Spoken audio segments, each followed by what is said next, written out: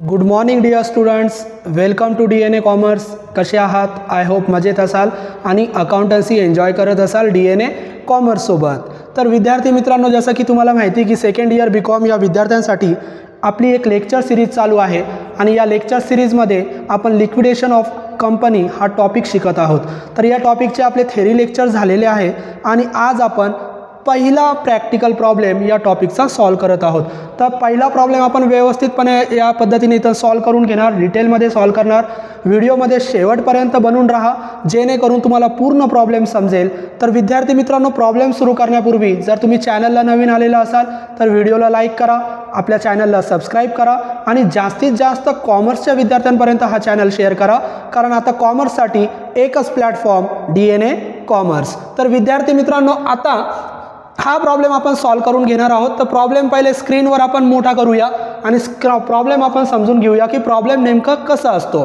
तर प्रॉब्लेममध्ये काय असतं, बॅलन्स शीट दिली जाते आणि काही ॲडिशनल इन्फॉर्मेशन दिली जाते आणि याच प्रकारचा प्रॉब्लेम असतो. लिक्विडेशनचा ऑर्डर ऑफ पेमेंट आपण शिकलेलो आहे, काय काय लायबिलिटीज वगैरे असतात.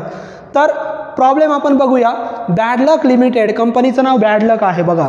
Bad luck limited Bikaner went into voluntary liquidation. कंपनीचं व्हॉलंटरी लिक्विडेशन झालेलं आहे. लिक्विडेशनचे प्रकार आपण शिकलेलोच आहोत. त्याच्यापैकी एक प्रकार voluntary liquidation. As on 31 March 2025, 31 March 2025ला कंपनीचं लिक्विडेशन झालं आणि कंपनीची बॅलन्स शीट दिली. काही असेट्स आहे, काही लायबिलिटीज आहेत. तर तुम्ही प्रॉब्लेममध्ये बघू शकतात. प्रॉब्लेम स्क्रीनवरच असणार, शेवटपर्यंत व्यवस्थित समजून घेत चला. आणि खाली काही इन्फॉर्मेशन दिलेली आहे आणि या पद्धतीने प्रॉब्लेम सोडवायचा आहे. आता विद्यार्थी मित्रांनो, आपल्याला प्रॉब्लेम सोडवायचा म्हणजे स्टेटमेंट आपण तयार करणार आणि त्या स्टेटमेंटचं नाव आहे liquidators final statement of account of the winding up. Winding up म्हणजे लिक्विडेशन. मग कशाचं liquidation? Of bad luck limited Bikaner in voluntary liquidation on 31 March 2025. Voluntary लिक्विडेशनचा उल्लेख आपण इथं केला आणि डेट लिहिली 31 मार्च 2025. तर या पद्धतीने विद्यार्थी मित्रांनो आपण वरचा मॅटर लिहिला. आता आपण प्रॉब्लेम बघूया, स्टेटमेंट बघूया. तर स्टेटमेंट दोन पार्टमध्ये दिसतोय. पहिला पार्ट रिसिप्ट, दुसरा पार्ट पेमेंट. आपण याचं थेरी लेक्चरमध्ये शिकलेलोच आहोत. तर रिसिप्टला काय असतं, ज्या ज्या वेळेस तुमच्याकडून कॅश येणार तेव्हा तुम्ही रिसिप्टला लिहिणार आणि त्या आलेल्या कॅशमधून तुम्ही काय करणार, पेमेंट करणार. तर आपण पहिली कोणती साईड सोडवायची? तर विद्यार्थी मित्रांनो, आपल्याला पेमेंट करण्यासाठी अगोदर आपल्याकडे कॅश असली पाहिजे आणि कॅश आपण अवेलेबल करणार कोणत्या साईडला? रिसिप्ट साईडला. म्हणजे अगोदर तुम्ही रिसिप्ट साईड सोडवायची. आणि रिसिप्ट साईटमध्ये 2-3 सोर्सेस, 3-4 सोर्सेस आहेत कॅश मिळण्याचे. थेरी लेक्चरमध्ये शिका तुम्ही. याच लेक्चर सिरीजमध्ये थेरी लेक्चर मी शिकवलेलं आहे. त्याच्यामध्ये रिसिप्टला कोणकोणते सोर्सेस आहेत जिथून आपल्याला कॅश मिळू शकते ते मी तुम्हाला शिकवलेले आहेत. तर 3-4 सोर्सेस आहे जिथून आपल्याला कॅश मिळते. ते सोर्सेस पहिले इथं रेकॉर्ड करा आणि जी कॅश तुम्हाला मिळाली त्याच्यातून पेमेंट करा ऑर्डर ऑफ पेमेंटनुसार. तर आपण रिसिप्ट पहिले सोडूया. मग रिसिप्टला जेव्हा जेव्हा कॅश येणार रिसिप्टला रेकॉर्ड करणार. मग कॅश कुठून येणार? तर कॅश मिळण्याचा पहिला सोर्स आपला असेटचा बॅलन्स. कशाचा बॅलन्स? कॅशचा बॅलन्स. मग कॅश मिळण्याचा तुम्ही पहिला सोर्स लक्षात घ्या विद्यार्थी मित्रांनो, की कॅश तुम्हाला मिळेल कुठून? असेटमधून. मग असेटमध्ये जर कॅशचा बॅलन्स दिलेला असेल तर तो कॅशचा बॅलन्स म्हणजे तुमचा कॅशचा सोर्स. मग किती कॅश दिलेली? Cash in hand 10,000. तुम्ही पहिले रिसिप्ट साईडला रेकॉर्ड करा. रिसिप्ट साईडला आपण रेकॉर्ड करणार. मग रिसिप्ट साईडला आपण इथं रेकॉर्ड करूया की कॅश आपल्याला मिळाली आणि पहिला कॅशचा सोर्स आहे कॅश इन हँड. असेट साईडला कॅश इन हँड दिलेली आहे. ती कॅश इन हँड तुम्ही इथं रेकॉर्ड करू शकता. एस्टिमेटेड व्हॅल्यू आणि रिअलाइज व्हॅल्यू. एस्टिमेटेड व्हॅल्यू म्हणजे बॅलन्स शीटची व्हॅल्यू आणि रिअलाइज व्हॅल्यू म्हणजे ॲक्च्युअल कितीला विकलं ती व्हॅल्यू. मग कॅश इन हँडची व्हॅल्यू बघा 10,000. तर दोन्ही कॉलमला कॅश इन हँडची सेम व्हॅल्यू येणार. व्हॅल्यू, रिअलाइज व्हॅल्यू आणि एस्टिमेटेड व्हॅल्यू दोघांची सेम असणार. कॅश काय आपण विकत नाही. मग पहिला सोर्स कॅश आपण लिहिलं म्हणजे असेटला पहिले चेक करा. कॅश असेल तर पहिले कॅश रिसिप्टला लिहा. आता दुसरा सोर्स, रिसिप्टला आपल्याला अजून कॅश कुठून येणार? तर दुसरा सोर्स आपल्याला कॅश मिळणार असेट विकून. म्हणजे दुसरा सोर्स आहे असेट रिअलाइज. मग इथं लिहा दुसरा सोर्स असेट्स रिअलाइज. रिअलाइज म्हणजे विकणे. मग आता कोणकोणत्या असेट विकल्या त्याबद्दल ॲडजस्टमेंट दिली जाते. ॲडजस्टमेंटमध्ये जायचं आणि बघायचं. मग आपण ॲडजस्टमेंटमध्ये बघूया. The assets realise as follow. खालीलप्रमाणे असेट विकल्या. कोणकोणत्या विकल्या? Stock of raw material realise by bank ₹30,000. Stock of raw material नावाची असेट विकलेली आहे आणि 30,000ला विकली. परंतु कुणी विकली ते सगळ्यात महत्त्वाचं. कुणी विकली? बँकेने विकली. आता इथं आपण कोणते असेट रिअलाइज लिहितो? तर इथं आपण असे असेट रिअलाइज लिहितो ज्या असेट लिक्विडेटरने विकलेल्या आहेत. ज्या असेट लिक्विडेटरने विकल्या तेवढ्याच असेट इथं रेकॉर्ड करायच्या. एखादी असेट जर बँकेने विकली तर बँकेने विकलेली असेट इथं रेकॉर्ड करायची नाही. ते बँकेने विकलेली आहे, मग बँकेने विकली म्हणजे बँक त्यांचं लोन सेटल त्याच्यातून करून घेणार. आपला आणि बँकेचा विकण्याचा काही संबंध नाही.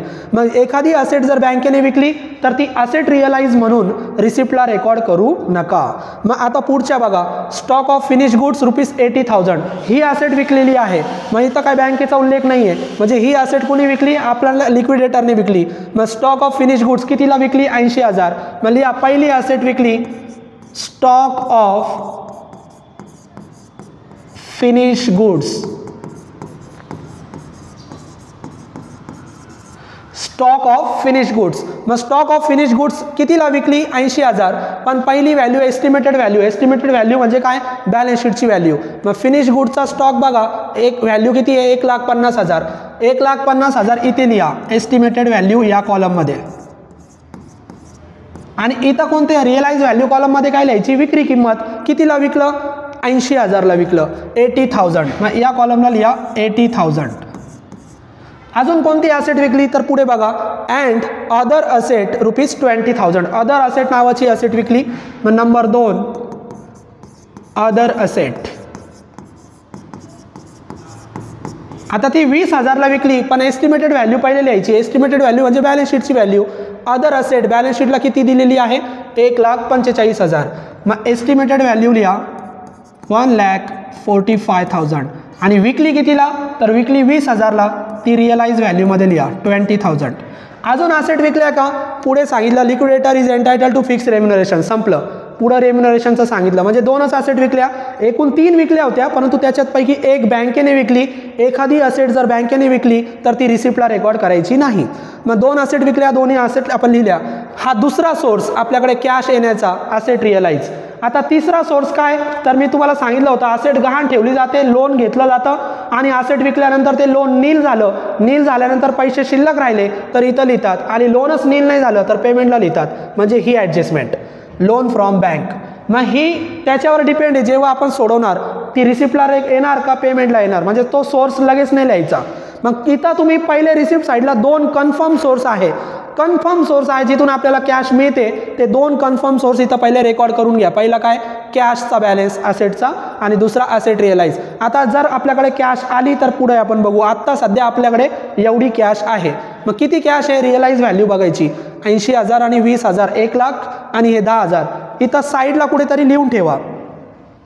मग इथं मी साईडला लिहून ठेवतो. इथं साईडला लिहून ठेवू आपण. म्हणजे तुम्ही स्टेटमेंटमध्ये नाही लिहायचं. मी स्टेटमेंटमध्ये लिहितो, याचा अर्थ तुम्ही कुठंतरी साईडला लिहा. मी इथं तुम्हाला दाखवण्यासाठी नंतर मी इरेज करणार. रिसिप्ट साईडला कॅश आपल्याकडे आहे 1,10,000. एवढं लिहून ठेवा साईडला. आता पेमेंट. 2 सोर्स झाले. पेमेंटची सुरुवात करा. मग पेमेंट साईडची सुरुवात करण्यासाठी तुम्हाला ऑर्डर ऑफ पेमेंट माहीत पाहिजे. एकूण 8 घटक ऑर्डर ऑफ पेमेंटमध्ये आहे. त्या 1 बाय 1 तुम्ही पाठ करा. आता पहिला प्रॉब्लेम आहे म्हणून मी तुम्हाला ऑर्डर ऑफ पेमेंट स्क्रीनवरच दाखवतोय. तुम्ही ऑर्डर ऑफ पेमेंट पाठ करा. ऑर्डर ऑफ पेमेंट पाठ नसेल तर तुम्हाला पेमेंट साईड सोडवता येणार नाही. मग आपण पहिला ऑर्डर ऑफ पेमेंट बघूया. ऑर्डर ऑफ पेमेंटमध्ये पहिला पेमेंट आहे लीगल चार्जेस. पूर्ण प्रॉब्लेम आपण बघितलेला आहे. रेम्युनरेशन दिलं, एक्सपेन्सेस दिले आणि असेट रिअलाइज एवढंच सांगितलं. लीगल चार्जेस कुठंच दिलेलं नाही आहे. मग प्रॉब्लेममध्ये लीगल चार्जेस नाही, नका देऊ, गरज नाही. दुसरा पेमेंट करा. मग दुसरा पेमेंट काय? रेम्युनरेशन. रेम्युनरेशन दिला जातो ॲडजस्टमेंटमध्ये. मग लिहा आपला दुसरा पेमेंट रेम्युनरेशन. आता आपण रिसिप्टला 2 लिहितो, तर पेमेंटची सुरुवात कशाने करायची? बायने. मग बाय लिक्विडेटर्स रेम्युनरेशन. कुणाचं रेम्युनरेशन? लिक्विडेटरचं. तर लिक्विडेटरला रेम्युनरेशन कसं देतात याच्या थेरी लेक्चरमध्ये मी तुम्हाला शिकवलेलं आहे. लिक्विडेटरला 4 प्रकारे रेम्युनरेशन देतात, पण ॲडजस्टमेंटमध्ये जेवढे प्रकार सांगितले तेवढेच द्या. मग बघा लिक्विडेटरला कोणकोणत्या प्रकारे रेम्युनरेशन दिलं इथं सांगितलेलं आहे. पहिलं liquidator is entitle to fix remuneration ₹1000. लिक्विडेटरला फिक्स रेम्युनरेशन किती मिळाला 1000. म्हणजे पहिला रेम्युनरेशन आहे 1000 फिक्स. मग इथं लिहा रोमन नंबर 1 फिक्स, जेवढे रेम्युनरेशन त्याला देणार तेवढे इनर कॉलमला लिहा 1000. आता दुसरा रेम्युनरेशन आपण बघूया. पहिला रेम्युनरेशन झाला फिक्स रेम्युनरेशन. आता दुसरा रेम्युनरेशन बघा. फिक्स नंतर काय सांगितलं plus 3% 3% of assets realise by him only. त्याने ज्या ज्या असेट विकल्या त्याच्यावर 3% रेम्युनरेशन 3%. मग त्याने असेट विकल्या त्याच्यावर 3% रेम्युनरेशन त्याला द्या. मग रोमन नंबर 2 दुसरा रेम्युनरेशन कोणता 3% 3% ऑन असेट्स रिअलाइज. असेट्स विकल्या आणि त्याच्यावर त्याला 3% रेम्युनरेशन द्या. 3% ऑन असेट रिअलाइज. आता असेट रिअलाइजला परत इकडं प्रॉब्लेममध्ये नाही बघायचं, कन्फ्युजन होतो. लिक्विडेटरने ज्या असेट विकल्या त्या आत्ता आपण इथं रेकॉर्ड केल्या होत्या. 2 असेट विकल्या, एक 80,000ची आणि एक 20,000ची. मग 80 आणि 20 किती 1 लाख. टोटल 1 लाखाचे असेट विकल्या. मग लिहा 3% ऑन कंसामध्ये लिहायचं 3% ऑन 1 लाख. मग 1 लाखावर 3% काढा. 1 लाखावर 3% म्हणजे आले 3000. 1 लाखावर 3% किती आले 3000. तर दुसरा रेम्युनरेशन आपण विद्यार्थी मित्रांनो जेवढे असेट विकल्या त्याच्यावर ते टक्के तेवढे पर्सेंटेज कॅल्क्युलेट करा. आता पुढे आपण वाचू. Realise by him only the expenses. एक्सपेन्सेसची ॲडजस्टमेंट आहे. म्हणजे रेम्युनरेशन 2च सांगितले फिक्स आणि असेट रिअलाइज 2च रेम्युनरेशन सांगितले. रेम्युनरेशन आपण देऊन टाकले. आता पुढचा पेमेंट 4 रेम्युनरेशन त्याला देतात पण या प्रॉब्लेममध्ये 2च आले 2च द्या. पेमेंट संपलं. रेम्युनरेशन नंतरचा पेमेंट कोणतं आहे हा पेमेंट आपण केलं. आता रेम्युनरेशन नंतरचा पेमेंट कोणता आहे लिक्विडेशनचं एक्सपेन्सेस हा पेमेंट द्या.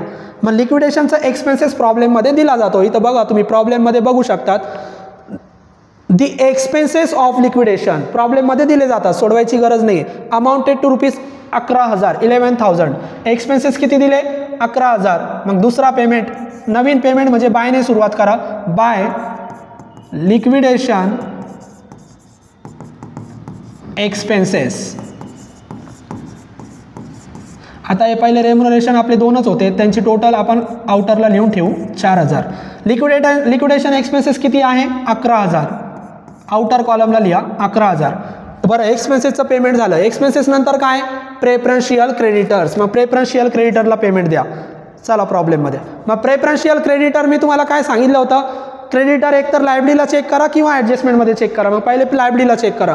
प्रेफरन्शियल क्रेडिटर नाव इथं आहे बघा. प्रेफरन्शियल क्रेडिटर्स किती आहे 1200. मग देऊन टाका बाय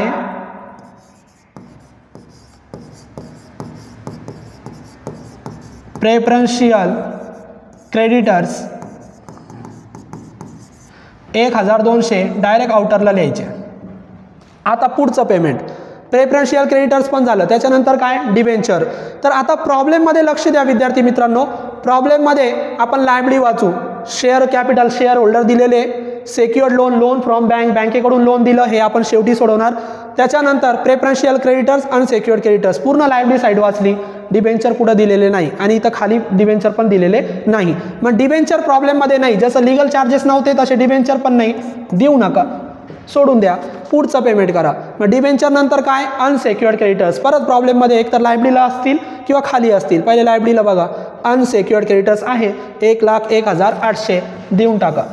मग पुढचा पेमेंट बाय आपल्या पेमेंटमध्ये नवीन पेमेंट देतोय बायने सुरुवात करा. By unsecured creditors. आता इनरला लिहा. इनरला का लिहायचे ते सांगतो. 1,01,800 1,01,800. आता अनसेक्युअर्ड क्रेडिटर्स नंतर 2च पेमेंट शिल्लक राहिले आणि ते 2 पेमेंट कोणते शेअर होल्डरचे. मग अनसेक्युअर्ड क्रेडिटर्सला आल्यानंतर तुम्ही ती ॲडजस्टमेंट चेक करा. कोणती एखादी असेट गहाण ठेवली आणि लोन घेतलं ती ॲडजस्टमेंट एक तर रिसिप्टला रेकॉर्ड होऊ शकते. लोन नील झालं आणि पैसे शिल्लक राहिले रिसिप्टला रेकॉर्ड होऊ शकते. आणि लोनच नील नाही झालं तर कुठं रेकॉर्ड होऊ शकते पेमेंटला. आणि पेमेंटला कुठं रेकॉर्ड होणार अनसेक्युअर्ड क्रेडिटर्समध्ये रेकॉर्ड होणार. तर आता आपण ती ॲडजस्टमेंट सोडूया विद्यार्थी मित्रांनो.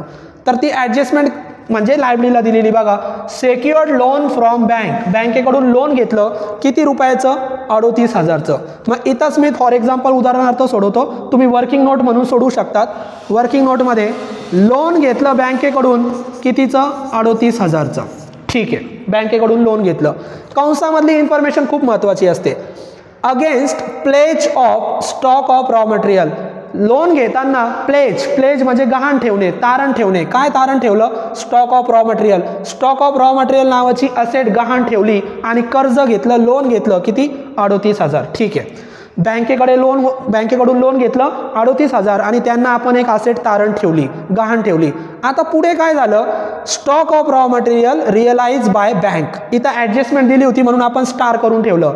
मग stock of raw material realise by bank, बँकेने ती रॉ मटेरियलची असेट जी तुम्ही गहाण ठेवली होती बँकेकडे, ती असेट रिअलाइज केली म्हणजे विकून टाकली. कितीला, 30,000ला. लक्ष द्या, लोन घेतलं होतं आणि ज्या असेट गहाण ठेवून लोन घेतलं होतं ती असेट विकून टाकली कितीला, 30,000ला. आता फक्त एवढंच चेक करायचं, तुमची लोनची अमाऊंटपेक्षा असेट कमी अमाऊंटला विकली किंवा जास्त अमाऊंटला विकली तेवढं चेक करा. मग लोन किती आहे, 38,000 आणि असेट कितीला विकली, 30,000. कमी किमतीला विकली, लोनपेक्षा कमी किमतीला विकली. मग शिल्लक राहिले किती, 8,000. आता हे जे शिल्लक राहिले, हा काय शिल्लक राहिला, हा लोनच शिल्लक राहिला. 38,000 होते, त्याच्यापैकी बँकेने 30,000ची असेट विकली, 30,000 कव्हर केले बँकेने. मग बँकेने 30,000 वसूल केले असेट विकून. आता अजून लोन किती शिल्लक आहे, 8,000 लोन शिल्लकच आहे. मग लोन तेवढा तुम्हाला द्यावा लागेल, 8,000 रुपये लोन द्यावा लागेल. म्हणजे कुठे लिहायचं, पेमेंट साईडला. मग पेमेंट साईडला आपण इथं लिहूया बँक लोन. पेमेंट साईडला आपण लिहूया बँक लोन आणि कंसामध्ये लिहा कसं आलं, 38,000 मायनस 38,000चं लोन, त्याच्यातून असेट विकली 30,000ला, शिल्लक अमाऊंट राहिली 8,000, तो लोनच शिल्लक राहिला. दोघांची टोटल करून आउटरला लिहा 1,09,800. आता लक्ष द्या, ही ॲडजस्टमेंट आपण सोडवली आणि ही ॲडजस्टमेंट कुठं गेली, पेमेंटला. हीच ॲडजस्टमेंट रिसिप्टला पण जाऊ शकते. कसं चेक करायचं, तर लोनपेक्षा असेट कमी किमतीला विकली, लोनपेक्षा असेट कमी किमतीला विकली तर लोन नील झालेलं नाही, लोन शिल्लक राहिलं. किती शिल्लक राहिलं, 8,000. जेव्हा लोनपेक्षा कमी किमतीला असेट विकणार, लोन होतं 38,000 आणि असेट विकली 30,000, कमी किमतीला विकली. कशापेक्षा, लोनपेक्षा. मग लोनपेक्षा कमी किमतीला विकली तर लोन नील झालेलं नाही. लोन नील नाही झालं तर कुठे लिहायचं, पेमेंट साईडला. किती शिल्लक राहिलं, 8,000. पण लोनपेक्षा जास्त किमतीला जर विकली तर, समजा लोन 38,000 आहे आणि तुम्ही 40,000ला विकली. कितीला विकली, 40,000ला. आणि लोन किती होतं, 38,000. मग 40,000ला विकली, 40,000 मधून 38,000 लोन तुमचं नील झालं आणि शिल्लक किती राहिले, 2,000. आता लक्ष द्या, लोनपेक्षा असेट जास्त किमतीला विकली तर तुमचा लोन पूर्ण नील होणार. लोनपेक्षा जास्त किमतीला विकली, लोन नील होणार आणि लोन नील होऊन जो बॅलन्स शिल्लक राहिला 2,000, तो बॅलन्स जो शिल्लक राहिला तो कुठे रेकॉर्ड करायचा, रिसिप्टला. पेमेंटला रेकॉर्ड करायचं नाही. आणि रिसिप्टला रेकॉर्ड करताना त्याला म्हणायचं टू सरप्लस फ्रॉम सिक्युरिटी 2,000. उदाहरण म्हणून मी तुम्हाला सांगितलं. आता आपण रिसिप्टला लिहिलं का, नाही, कारण लोन होता 38,000 आणि विकले 30,000, कमी किमतीला विकले. कशापेक्षा, लोनपेक्षा. लोनपेक्षा कमी किमतीला विकलं तर लोन नीलच नाही झालं, लोन शिल्लक राहिला 8,000. लोन नील नाही झाला, लोन जर शिल्लक राहिला, पेमेंटला रेकॉर्ड करा. लोनपेक्षा जास्त किमतीला विकली, लोन नील होणार आणि लोन नील झाला, जी रक्कम शिल्लक राहिली ती रक्कम रिसिप्टला लिहा. या पद्धतीने ही ॲडजस्टमेंट तुम्हाला सोडवता आली पाहिजे. आता हे आपण इरेज करून घेऊ. तर हे वर्किंग नोटमध्ये तुम्ही सोडू शकतात किंवा तुम्हाला आता मी दोन्ही पद्धतीने सांगितलं, रिसिप्टला कधी रेकॉर्ड होईल आणि पेमेंटला कधी रेकॉर्ड होईल. तर कमेंटमध्ये मला यस नो सांगत चला, तुम्हाला ॲडजस्टमेंट समजली का नाही समजली. आता एक लक्ष द्या विद्यार्थी मित्रांनो, पेमेंट साईट करताना जेव्हा तुम्ही हे 6 पेमेंट करतात तेव्हा तुमची रिसिप्टचा बॅलन्स आणि पेमेंटचा बॅलन्स चेक करायचा. कुणाचं पेमेंट करण्यापूर्वी, प्रेफरन्स शेअर होल्डरचं पेमेंट करण्यापूर्वी. आता रिसिप्टचा बॅलन्स होता 1,10,000, आपल्याकडे कॅश किती आहे, 1,10,000. आता एवढं पेमेंट केलं, यांची टोटल करून घ्या. मग टोटल जर आपण केली यांची, तर यांची टोटल येते 1,26,000. इथं लिहितो मी, पेमेंटची टोटल किती आली, 1,26,000. साईडला लिहून ठेवा. आता एक लक्ष द्या, आपल्याकडे 1,10,000च आहे आणि पेमेंट जास्त झालं 1,26,000 आपण करू शकत नाही, म्हणजे रिसिप्टपेक्षा पेमेंट जास्त झालं. मग रिसिप्टपेक्षा जर पेमेंट जास्त झालं तर पेमेंट थांबवा आणि पहिले कॅश आणा. रिसिप्टपेक्षा जर पेमेंट जास्त झालं तर पेमेंट थांबवा आणि कॅश आणा, कारण पुढचं पेमेंट तुम्ही करू शकत नाही, तुमच्याकडे कॅश कमी आहे. मग मला सांगा पुढचं पेमेंट येणार कुठून? सरप्लस जर आला असतं तर आलं असतं, पण इथं पेमेंटच शिल्लक, लोनच शिल्लक राहिला, म्हणजे तो सोर्स येणार नाही. मग शेवटचा सोर्स रिसिप्ट साईडला जर तुमचे जे शेअर होल्डर असतात त्या शेअर होल्डरकडून तुम्ही पैसे बोलवा. हा आपला शेवटचा सोर्स आहे. मग शेवटचा सोर्स काय? टू कॉल फ्रॉम, कॉल करा शेअर होल्डर्सकडून. आता 2 शेअर होल्डर्स असतात, equity share holder, preference share holder. कुणाकडून कॉल करायचं त्याच्यासाठी प्रॉब्लेम बघा, कुणाकडून कॉल करायचा आणि कुणाकडून पैसे घ्यायचे. तर 2 शेअर होल्डर दिले, प्रेफरन्स शेअर्स आणि इक्विटी शेअर होल्डर. तर काय करायचं, फक्त त्यांची पेड अप व्हॅल्यू चेक करायची, त्यांचा शेअर कितीला होता आणि त्यांनी किती रुपये दिले एवढं चेक करा. ज्यांची पेड अप व्हॅल्यू शिल्लक राहिली त्यांच्याकडून कॉल करा. ज्यांची paid up value fully paid असेल, फुल्ली पेड म्हणजे पूर्ण पेड झाले, त्यांच्याकडून पैसे कॉल करू नका. मग लक्ष द्या, 15,000 preference share of ₹10 each. 15,000 preference share आहे, 10 रुपयाचा एक शेअर आहे आणि फुल्ली पेड अप सांगितलं. काय सांगितलं? प्रेफरन्स शेअरमध्ये फुल्ली पेड, म्हणजे प्रेफरन्स शेअर होल्डर जो होता त्याने फुल्ली पेड केलं, पूर्ण पेड केलं, त्याला पैसे मागू नका, नाहीतर मारेलच तुम्हाला. फुल्ली पेड, पैसे दिलेले आहे त्याने, तर पैसे दिले म्हणजे त्याच्याकडून घ्यायचं नाही, फुल्ली पेड शब्द आलं. मग दुसरा शेअर होल्डर बघा, 20,000 इक्विटी शेअर्स. किती शेअर्स आहे? 20,000. ₹10, प्रत्येक शेअर 10 रुपयाचा आहे अँड ₹7 पेड अप. आता इथं आपल्याला समजते बघा, इथं फुल्ली पेड शब्द नाहीये. 10 रुपयाचा शेअर आणि किती दिले त्याने? फक्त ₹7 दिले. उदाहरणार्थ मी इथं लिहितो, 10 रुपयाचा शेअर आणि किती दिले? ₹7 दिले. अजून पण प्रत्येक शेअर मागे त्याच्याकडे किती रुपये येणं बाकी आहे? ₹3 येणं बाकी आहे. कुणाकडे? इक्विटी शेअर होल्डरकडे. मग आपण preference share holder fully paid आहे त्याच्याकडून पैसे नाही बोलवणार. ज्याच्याकडे फुल्ली पेड त्याला पैसे मागू नका. याच्याकडे आपण ₹3 मागू शकतो आणि हा शेअर होल्डर कोण आहे? Equity share holder. मग इथं लिहा, call from equity share holder. Call from equity share holder. आता किती रुपये कॉल करायचे तुम्हाला माहिती? ₹3. त्याचे टोटल शेअर किती? 20,000 शेअर आहे. मग कंसामध्ये लिहा, 20,000 गुणिले ₹3 आपण मागवणार. मग 20,000 गुणिले 3 म्हणजे आपल्याकडे किती पैसे येणार? 60,000. डायरेक्ट रिअलाइज व्हॅल्यूला लिहा, 60,000. आपल्याकडे किती पैसे आले? 60,000. काय कॉल कसे करतात आणि कुणाकडून करतात समजलं? या पद्धतीने तुम्ही कॉल करू शकतात. आता एकच शेअर होल्डर होता, त्याच्याकडे ₹3 बाकी होते, त्याच्याकडून आपण कॉल केले आणि 60,000 बोलवले.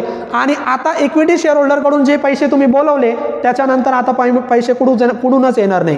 म्हणजे कॉल फ्रॉम शेअर होल्डर हा आपला लास्ट सोर्स आहे. याच्यानंतर आता पैसे येणार नाही, म्हणजे तुमची रिसिप्ट साईट संपली. मग रिसिप्ट साईट संपली, हा शेवटचा सोर्स आहे. मग आपल्या रिसिप्टची टोटल करून ठेवायची. आपल्याकडे किती होते? 1,10,000. आता परत किती आले? 60,000.